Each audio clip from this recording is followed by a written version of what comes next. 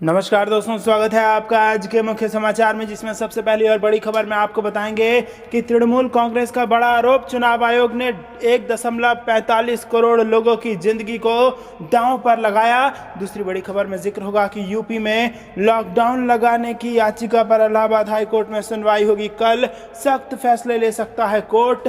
और तीसरी बड़ी खबर में आपको बताएंगे कि सीएम योगी के संपत्ति जब्त करने वाले बयान पर अखिलेश यादव का बयान, जनता का मुंह बंद करने की कोशिश ना करें योगी आदित्यनाथ। दोस्तों, हर एक खबर की गहराई में आपको ले जाएंगे, लेकिन उससे पहले अगर आपको भी ऐसा लगता है कि जनता का मुंह दबाने की जगह कोरोना से लड़ने की योजना बनानी चाहिए, तो आप अभी इस वीडियो को लाइक कीजिए और इस लाल बटन को दबा के इस चैनल को फ्री में सब्सक्राइब करके घंटी बजाकर कमेंट में लिखिए जय हिंद। दोस्तों, रुक करते हैं तमाम बड़ी खबरों की तरफ। कोरोना टीएमसी सांसद का आरोप, चुनाव आयोग ने 1.45 करोड़ लोगों की जिंदगी को दांव पर लगाया। जी हां दोस्तों, पश्चिम बंगाल में आज 7वें दौर का मतदान जारी है। 34 विधानसभा सीटों पर वोट डाले जा रहे हैं। सबसे ज्यादा 9 सीट मुर्शिदाबाद और पश्चिमी वर्धमान में है, लेकिन सबकी नजर भवानीपुर पर है, जहां से ममता बनर्जी विधायक हैं। इस बार ममता बनर्जी भवानीपुर छोड़कर नंदीग्राम से मैदान में है। यहां उनके सिपहसलार शोभन देव बंटोपाध्याय मैदान में है। आज कुल 36 सीटों पर मतदान था, लेकिन 2 उम्मीदवारों के निधन की वजह से 2 सीटों पर मतदान स्थगित कर दिया गया है।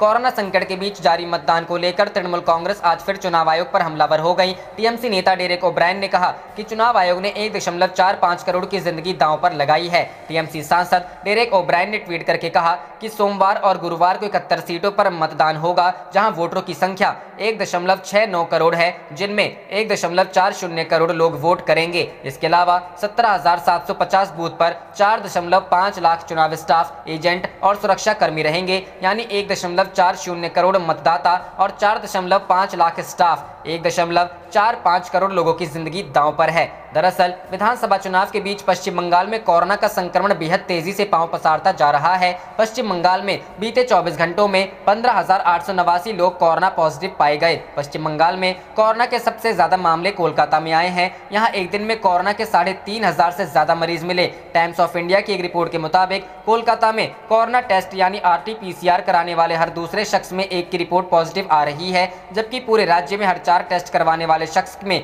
एक की रिपोर्ट पॉजिटिव आ रही है। कोलकाता में कोरोना टेस्ट कराने वाले लेबोरेटरीज में 45% से 55% तक की पॉजिटिविटी रेट सामने आ रही है। इस रिपोर्ट की माने तो पश्चिम बंगाल में कोरोना का कहर तेजी से बढ़ रहा है। इसके साथ ही मौत का आंकड़ा भी बढ़ रहा है। चुनाव आयोग ने प्रचार के लिए नए प्रोटोकॉल जारी किए हैं, बावजूद इसके कोरोना के मामले कम होते नहीं दिख रहे। रुख करते हैं अगली खबर की तरफ। यूपी में लॉकडाउन लगाने की याचिका पर इलाहाबाद हाई कोर्ट में सुनवाई कल, सख्त फैसले ले सकता है कोर्ट। जी हां दोस्तों, यूपी में कोरोना को लेकर कायम जनहित याचिका पर सुनवाई कल होगी। हाई कोर्ट में सुबह 11 बजे वीडियो कॉन्फ्रेंसिंग से होगी सुनवाई। कोरोना संक्रमण रोकने और अस्पतालों की व्यवस्थाओं को लेकर कोर्ट दे सकती है यूपी सरकार को सुझाव। यूपी में कोरोना के बढ़ते मामलों की मॉनिटरिंग कर रही है इलाहाबाद हाई कोर्ट की डिवीजन बेंच। बता दें कि सोमवार को यूपी में तीसरे चरण के ग्राम पंचायत चुनाव भी होने हैं। हाई कोर्ट इलाहाबाद ने पिछली सुनवाई में प्रदेश के 5 सबसे अधिक कोरोना प्रभावित शहरों में 26 अप्रैल तक लखनऊ, प्रयागराज, गोरखपुर, कानपुर और वाराणसी में कंप्लीट लॉकडाउन का आदेश दिया था। साथ ही राज्य सरकार को पूरे प्रदेश में 15 दिन के लॉकडाउन पर विचार करने को भी कहा था। हालांकि यूपी सरकार ने हाई कोर्ट के इस आदेश को मानने से इनकार कर दिया था। राज्य सरकार ने सुप्रीम कोर्ट में हाई कोर्ट के फैसले को चुनौती दी थी। हालांकि सुप्रीम कोर्ट ने राज्य सरकार के पक्ष में फैसला दिया था। हाई कोर्ट ने यूपी में पंचायत चुनाव पर भी सवालिया निशान खड़े किए थे। कोर्ट ने पिछली सुनवाई पर कोरोना प्रोटोकॉल को सख्ती से पालन कराने के निर्देश दिए थे। जस्टिस सिद्धार्थ वर्मा और जस्टिस अजीत कुमार की डिवीजन बेंच करेगी मामले की सुनवाई। बता दें, उत्तर प्रदेश में पिछले रविवार को 24 घंटे के दौरान कोरोना वायरस संक्रमण के 35,614 नए मामले सामने आए हैं। इसके साथ ही यूपी में कोरोना के एक्टिव केस की संख्या 2,97,616 पर पहुंच गई है। वहीं इस अवधि में अस्पतालों से 25,633 लोग डिस्चार्ज किए गए। प्रदेश में कोरोना महामारी की वजह से अब तक कुल 11,165 लोगों की मृत्यु हुई है। रविवार को सीएम योगी ने रविवार को जनता से घर में ही रहने की अपील की है। अगर आप बाहर ना निकलें, भीड़ भाड़ वाली जगह पर ना जाएं, मास्क लगाने और सोशल डिस्टेंस के नियम का पालन करें तो केस कम होंगे। यूपी में कोरोना जाँच के लिए निर्धारित से ज्यादा शुल्क लेने की शिकायतों पर उन्होंने कहा कि प्रदेश में टेस्टिंग के लिए जो दर निर्धारित है उससे अधिक कोई फीस लेता है तो ये एपिडेमिक एक्ट के तहत। रुख करते हैं अगली खबर की तरफ। सीएम योगी के संपत्ति जब्त करने वाले बयान पर अखिलेश बोले, जनता का मुंह बंद करने की कोशिश ना करें। जी हां दोस्तों, समाजवादी पार्टी के अध्यक्ष अखिलेश यादव ने कहा कि उत्तर प्रदेश के जिम्मेदार पद पर बैठे लोग गैर जिम्मेदार बयानबाजी ना करें और लोगों की संपत्ति जब्त करने की धमकी से जनता का मुंह बंद करने की कोशिश ना करें। अखिलेश ने कहा कि अफवाह भाजपा सरकार फैला रही है कि ऑक्सीजन की कमी नहीं है, सड़कों की तस्वीर झूठ नहीं बोलती। मान्यवर कृपया अपनी बंद आंखें खोलें। दरअसल अखिलेश ने ये बात मुख्यमंत्री योगी के उस बयान पर कही है जिसमें उन्होंने अधिकारियों से सोशल मीडिया पर फेक न्यूज और अफवाहें फैलाने वाले व माहौल खराब करने वाले लोगों की संपत्ति को जब्त करने और राष्ट्रीय सुरक्षा अधिनियम के तहत कार्रवाई करने का आदेश दिया। द हिंदू की रिपोर्ट के मुताबिक सीएम योगी आदित्यनाथ ने अधिकारियों के साथ एक उच्च स्तरीय बैठक में दवा के ब्लैक मार्केटिंग में शामिल असामाजिक तत्वों, अफवाहें फैलाने और माहौल को खराब करने की कोशिश करने वालों के खिलाफ एनएसए और गैंगस्टर एक्ट के तहत कार्रवाई करने का निर्देश दिया। सीएम योगी ने कहा कि प्रदेश के किसी भी कोविड अस्पताल में ऑक्सीजन की कोई कमी नहीं है, समस्या कालाबाजारी और जमाखोरी की है जिससे सख्ती से निपटा जाएगा। हम आईआईटी कानपुर, आईआईएम लखनऊ और आईआईटी बीएचयू के साथ मिलकर ऑक्सीजन का एक ऑडिट करने जा रहे हैं ताकि इसकी उचित निगरानी हो सके। अखिलेश यादव से पहले कांग्रेस महासचिव प्रियंका गांधी वाड्रा ने द हिंदू में छपी खबर को शेयर करते हुए ट्वीट किया, मुख्यमंत्री जी, पूरे उत्तर प्रदेश में ऑक्सीजन इमरजेंसी है, आपको मेरे ऊपर केस लगाना है, संपत्ति जब्त करनी है तो अवश्य करें, मगर भगवान के लिए स्थिति की गंभीरता को पहचानिए और तुरंत लोगों की जान बचाने के काम में लगे। रुख करते हैं अगली खबर की तरफ। कोरोना काल में रैलियों की इजाजत पर भड़का मद्रास हाईकोर्ट, कहा इलेक्शन कमीशन के अफसरों पर दर्ज होना चाहिए हत्या का मुकदमा। जी हां दोस्तों, मद्रास हाईकोर्ट ने चुनाव आयोग पर कोरोना वायरस संक्रमण की दूसरी लहर उभरने के दौरान राजनीतिक दलों को चुनावी रैलियों की अनुमति देने को लेकर सख्त फटकार लगाई। मुख्य न्यायाधीश संजीव बनर्जी ने एक सुनवाई के दौरान कहा कि चुनाव आयोग के अधिकारियों को खिलाफ हत्या के आरोपों पर मुकदमा दर्ज किया जाना चाहिए। अदालती मामलों की वेबसाइट लाइव लॉ के मुताबिक मुख्य न्यायाधीश संजीव बनर्जी ने भारत के चुनाव आयोग से कहा, आपकी संस्था कोरोना की दूसरी लहर के लिए जिम्मेदार है। मद्रास हाईकोर्ट ने चेतावनी दी है कि अगर 2 मई को आयोग ने कोरोना प्रोटोकॉल का पालन सुनिश्चित करने के लिए उचित योजना नहीं बनाई तो मतगणना पर तत्काल प्रभाव से रोक लगा दी जाएगी। हाईकोर्ट ने कहा, कोई जिंदा रहेगा तब। हाईकोर्ट के मुख्य न्यायाधीश ने इलेक्शन कमीशन से कहा, लोगों का स्वास्थ्य सबसे अहम है और यह चिंताजनक है कि संवैधानिक अधिकारियों को ऐसी बातें याद दिलानी पड़ती है। जब कोई शख्स जीवित रहेगा तभी वह अपने लोकतांत्रिक अधिकारों का लाभ उठा सकेगा। मुख्य न्यायाधीश ने कहा कि स्थिति अब अस्तित्व और सुरक्षा की है, इसके बाद सब कुछ आता है। सुनवाई के दौरान राज्य ने स्वास्थ्य सचिव के परामर्श के बाद हाईकोर्ट ने चुनाव आयोग को निर्देश दिया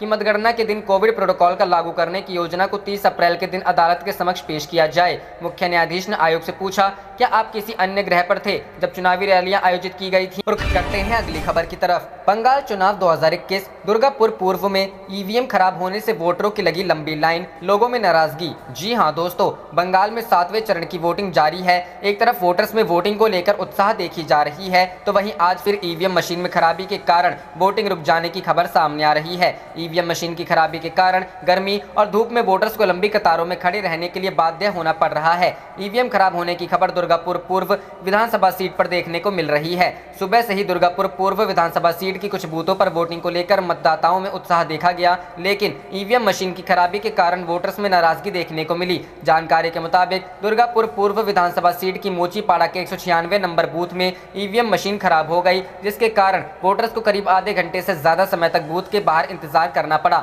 एक तरफ गर्मी और दूसरी तरफ ईवीएम मशीन की खराबी ने वोटर्स के उत्साह में पानी फेर दिया। ईवीएम की खराबी को लेकर वोटर्स में नाराजगी भी साफ देखी गई। कई जगहों पर वोटर्स ने नाराजगी जताई। वहीं दूसरी तरफ बूथों में मतदान एजेंटों के लिए बैठने की भी उचित व्यवस्था नहीं की गई। आरोप है कि 276 ऐसी बूथ नंबर 64 से 67 पर बैठने के लिए टेबल और कुर्सी या बेंच भी उपलब्ध नहीं कराई गई थी। वहीं दुर्गापुर पूर्व की 108 विद्यापति बूथ पर ईवीएम मशीन खराब हो गई। दुर्गापुर पूर्व की 84-87 बूथ पर भी ईवीएम मशीन खराब होने की सूचना मिली है। 109, 119, 120 बूथ में भी ईवीएम मशीन खराब होने के बाद उन्हें बदला गया। इसके कारण वोटर्स को वोट डालने के लिए इंतजार करना पड़ा। काफी देर तक इंतजार के बाद वोट डाले गए। रुख करते हैं अगली खबर की तरफ। किसान आंदोलन जारी रहेगा, यहाँ से एक भी किसान वापस नहीं जाएगा, राकेश टिकैत। जी हाँ दोस्तों, केंद्र सरकार द्वारा बनाए गए 3 नए कृषि कानूनों के विरोध में कई महीनों से गाजीपुर बॉर्डर पर चल रहे किसान आंदोलन की अगुवाई कर रहे भारतीय किसान यूनियन के राष्ट्रीय प्रवक्ता राकेश टिकैत ने कहा है